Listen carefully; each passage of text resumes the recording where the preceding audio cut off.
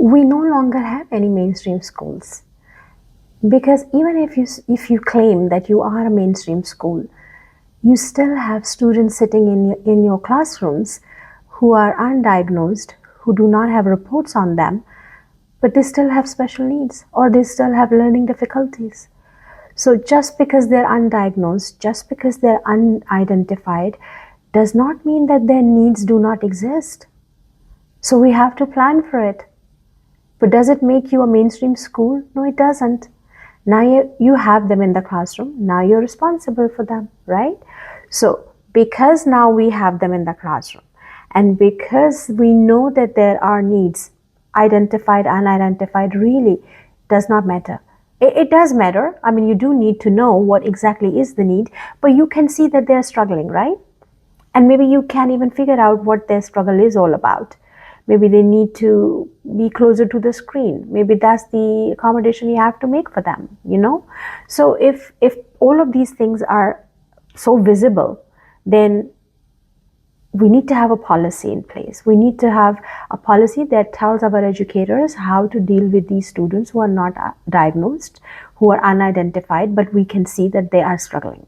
What to do with them? Because if we will not do anything and we are still thinking that we are a mainstream school and we do not really need to do anything, it means the gap in their learning is going to grow bigger and bigger.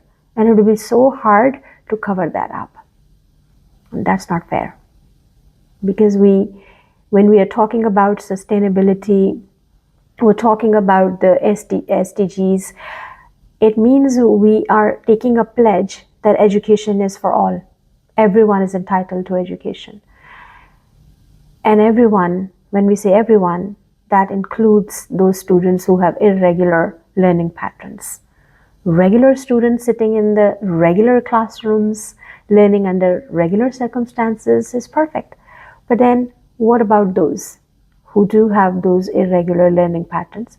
All we need to have is a policy that supports us, that tells our educators what to do when you are facing such a situation in your classroom. What do you need to do? How do you need to refer them to the right department? What kind of support we can provide? How we are going to initiate the dialogue with the parents? How we're going to get the support on that dialogue from the school management? These are the things that we need to look into. And then what tools and strategies we'll be using to teach those students, right? So it's not that complicated, to be honest.